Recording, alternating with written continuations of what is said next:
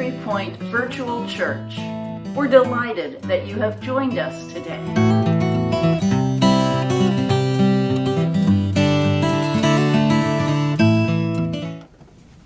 Yeah, that's me.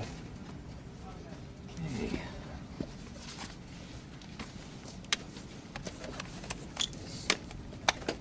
Great. Have a nice day.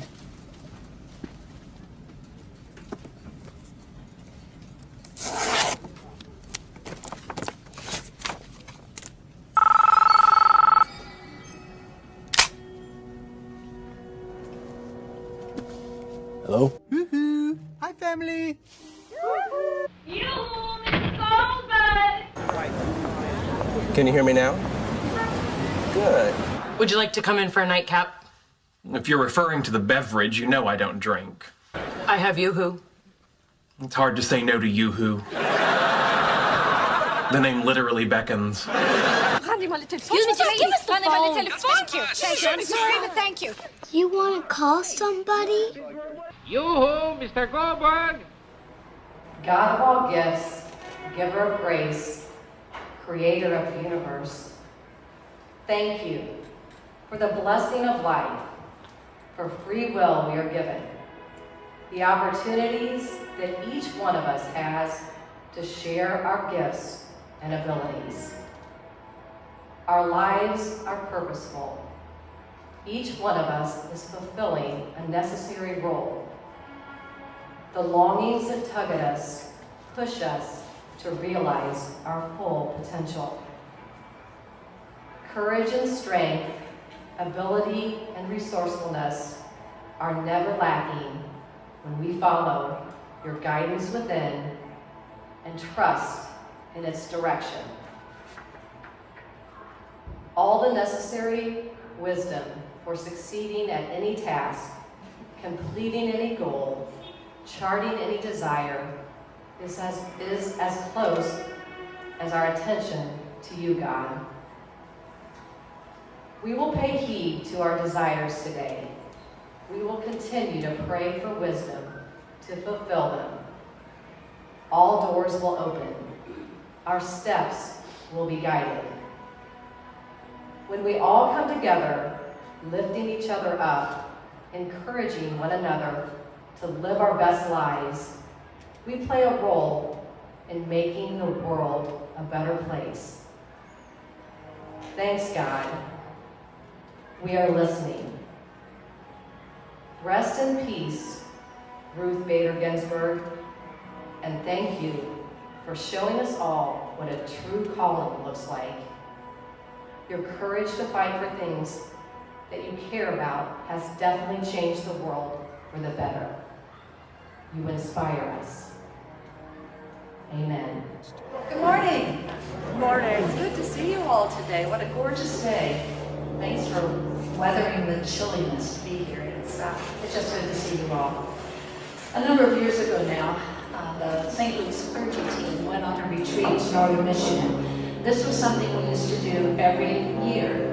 It was a time when we would reflect on what had happened the year before, how we were individually and how the congregation was faring, and then we would look ahead to see what came next and what we needed to prepare ourselves for, both individually as pastors and as members of this larger congregation and part of that.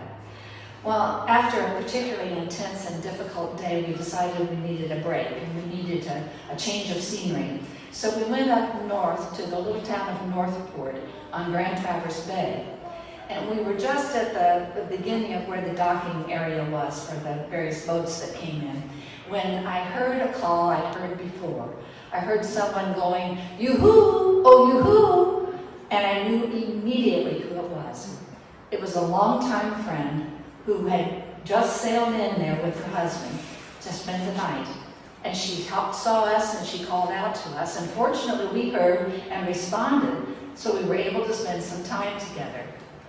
Well, that's what I want to think about this morning. Not about a friend yoo-hooing us, although that's always nice and a wonderful thing, but about God yoo-hooing us, God calling us. Does that happen to all of us? How do we know? What do we do with that sense of call? What I'm really talking about is finding our life's vocation And by that, I don't mean a job or a profession or a career. I'm talking about why we're here, what we're called to do, what we're called to be in life. And that's something that surpasses our everyday routines and jobs. This morning, I'm going to be probably a lot more autobiographical than I ever have been. But I'm hoping that a little bit of my story might resonate in some way with some of you. And another part of the reason I've chosen this topic for today is that the mentor who had a lot to do with my discovering my call died about 6 months ago. And he's been very heavy on my heart. Also, part of what I want to share with you today is coming from a book that I was reading when this whole idea came together. It was a book by David Brooks entitled The Second Mountain, The Quest for a Moral Life. Let me share a little bit the premise of that book. Brooks writes that most of us climb a couple of mountains in the course of living our life. The first mountain is the one that most of us climb initially. It's the desire to be successful, to be well thought of, is to be respected and accepted. Brooks then asserts that at some point in life, something happens that causes us to rethink climbing that mountain. Maybe there's a failure of some sort, maybe some trauma happens, and we begin to reassess and try to figure out if this is really the way we want to go, if this is the mountain we want to climb. We begin to try to figure out this valley time between the first mountain and the second time. And that may be when we come to desire something that's more significant and more meaningful in our lives. We may search for a cause of some sort that motivates us and moves us to action. Brooks said this: people on the second mountain have made strong commitments to one or all of these four things: a vocation, a spouse and family, a philosophy or faith, a community. I want to focus on the vocation part of that. Vocation, as I said earlier, has to do with our sense of call, what we might refer to as our mission in life. Why are we here? And what are we supposed to be about? What are we supposed to be doing? So I'm going to share a little of my story. As some of you know, I began my work life as a French teacher, and I taught in Bloomington and in Washington Township here for 9+ years. And then suddenly, overnight, and I do mean overnight, our lives changed dramatically. One day I was teaching, and the next day we had our daughter, who's adopted, in our arms, literally within 24 hours and 30 minutes time. Now, we were thrilled to death. That's exactly what we wanted to have happen. But it brought about a huge change for us in our lives. One of the things that changed was that I, as the mother, could not work outside the home until that adoption was final. This was years ago now. I won't tell you how many, but years ago now. And so I was really kind of struggling. I felt like I was at loose ends, not knowing exactly where to go or what to do. Now, I'd always been a part of a church, but not so actively involved in a church. But I discovered that at St. Luke's, there were Bible studies and book studies. And so I joined some of those, and I became part of a women's singing group as well. And that made an important difference for me. I got involved, and more heavily involved. It was, however, one of those pastors, that mentor I mentioned, who became a dear friend, who opened a door, a different direction for me. He asked me to work with him to develop a ministry that might make this growing, vibrant congregation closer and more caring to one another. And he urged me to work with him on that, and I did. I did it part-time as a volunteer and then part-time as an employee for a while. And then he started urging me to go to seminary, saying that I was being called. I had no idea what a call was or how he would know that kind of thing. And furthermore, I didn't know women could do that. This is, again, in the 80s, and so I didn't know any women who were in seminary. I didn't know any women who were pastors, and I didn't know what could happen. But he kept urging me on. So finally, I tiptoed my way into Christian Theological Seminary. I took one course. The first course was on pastoral care and counseling. And it was exactly what I needed to experience, because that's the kind of thing I was doing at St. Luke's with the ministry I was working with. And I learned a lot, I experienced a lot, I was inspired a lot, and it was just really important. So I decided that I was going to try some more classes. I decided I would carry a full-time load. So I did that. One of the courses I had to take as a part of this full-time load was a study of the Old Testament. I knew nothing about the Old Testament, nothing. My whole experience had been with the New Testament. And the Hebrew scriptures were not ones that I knew really much about at all, except maybe for the book of Genesis. And so I was lost in this class, totally lost. And the time came inevitably, it was college, so you had to take that midterm exam. And I remember making an appointment to go meet with my professor, basically confessing I had no clue what was going on in this class. And he had some suggestions, some ideas, and I studied, I followed those suggestions, I studied and studied and studied. Finally, the day came for the exam, and everybody wrote and wrote and wrote in these blue books. Remember the blue books? And infamous blue books. And so we wrote and wrote and wrote, and then waited. We waited while he graded those exams. Finally, the day came that he had the exams all finished.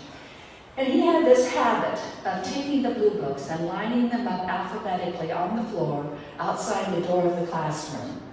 And then in class, he would go through all the things he thought we should have gleaned and learned from our discussions, our readings, and our studies and such. Finally, the class was over, and everybody went out to grab their blue book. I was not going to open my blue book with everybody else standing around. And I remember walking as quickly as I could out to my car in the parking lot, the whole time saying, God, if this is a D or an F, I know what you're telling me. So I got to my car, I took a deep breath, I opened the blue book, and there was an A.